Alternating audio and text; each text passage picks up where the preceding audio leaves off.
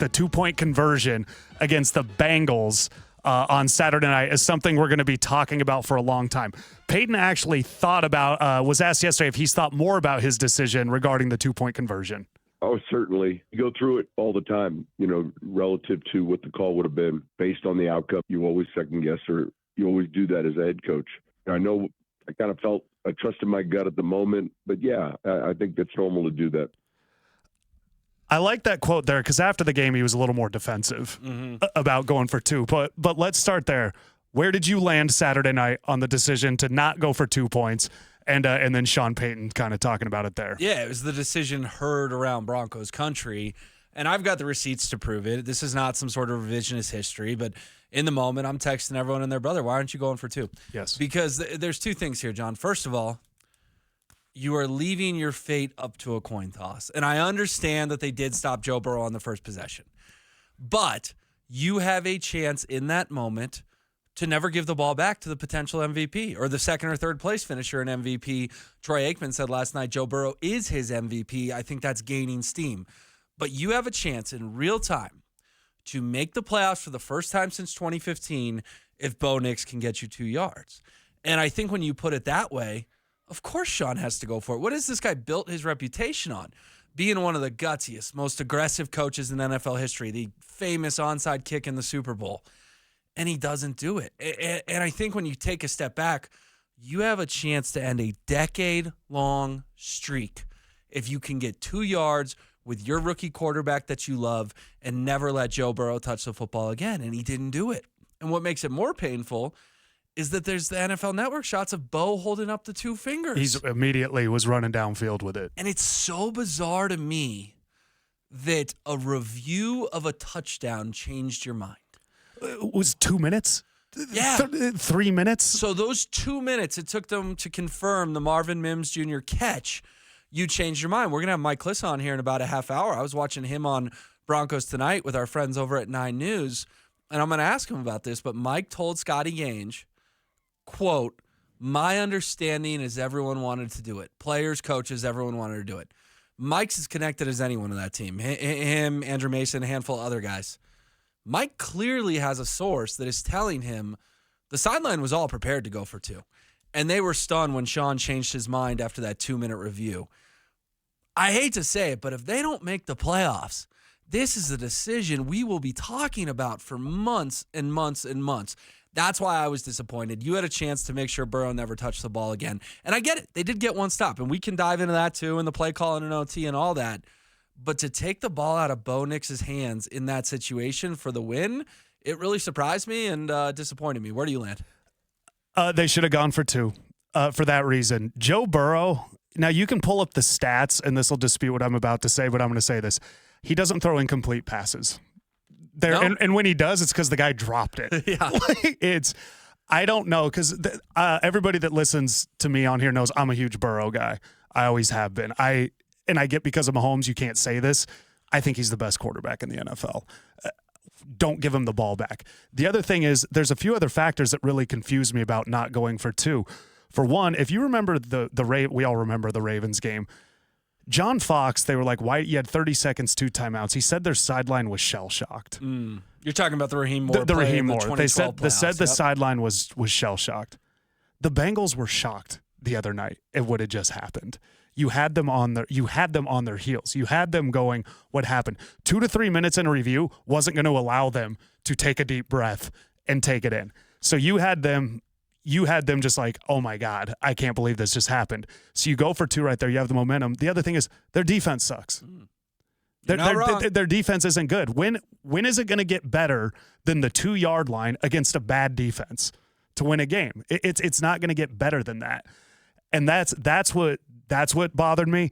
Sean Payton, I'm a Sean Payton guy. I like him. He's very reckless with when to be aggressive. I go back last year to Christmas Eve. You start calling timeouts and giving the Patriots in a tie game more time to talk about what they want to do to go kick a field goal. The end of the half against the Chargers. And then to me, the most clear-cut decision on when to be aggressive is placed in front of you, and you don't do it. This was far less trivial than any of those situations. So really, they had the momentum. Bo Nix was Bo Nix was playing well, and I think there's a factor here too that when you didn't go for 2, you might have deflated your team a little bit. I think you might have sucked the energy out of your own team by accident. So that's where I land with it with Payton. I do like that he kind of right there in a Sean Payton way in that clip we just listened to, basically kind of said he didn't full out admit he should have gone for 2, but at least he was less defensive. Well, he said you always second guess it. So if you're going to utter that out loud, of course he's second guessing it. I mean, play it one more time, John. Play it because it's a quick clip. I just want to hear it one more time. Oh, certainly. You go through it all the time, relative to what the call would have been based on the outcome. You always second guess, or you always do that as a head coach. And I know I kind of felt I trusted my gut at the moment, but yeah, I think that's normal to do that. Okay, so a couple of things. First of all, you always second guess.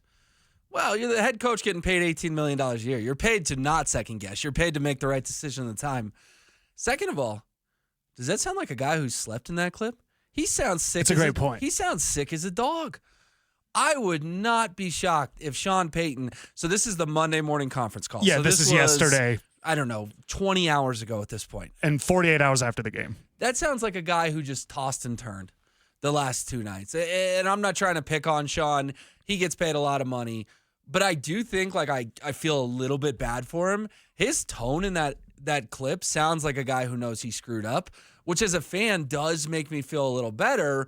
But I also, in a sense, feel bad for Sean that guy's probably had a miserable 48 hours. You can just tell by the tone in his voice. Well, because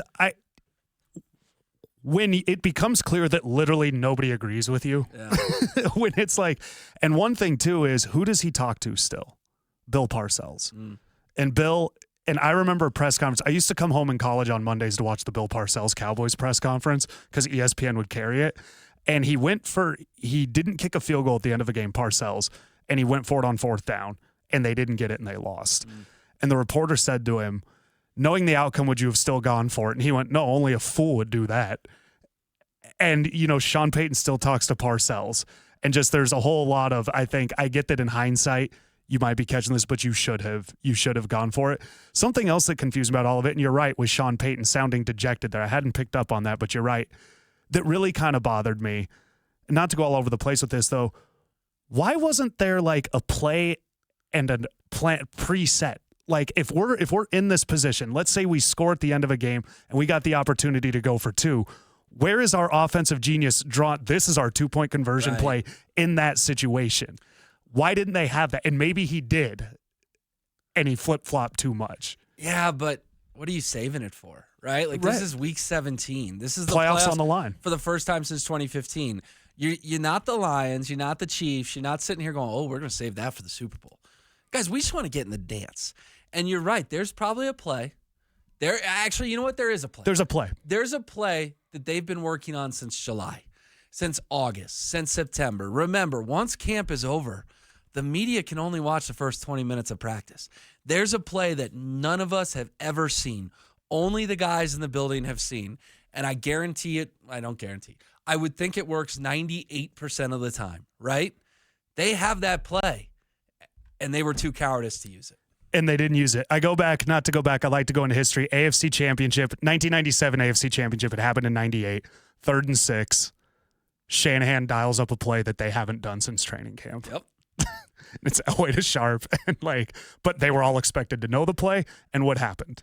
Led him to a Super Bowl. They didn't hand it off to Terrell Davis, who's the best player in the league.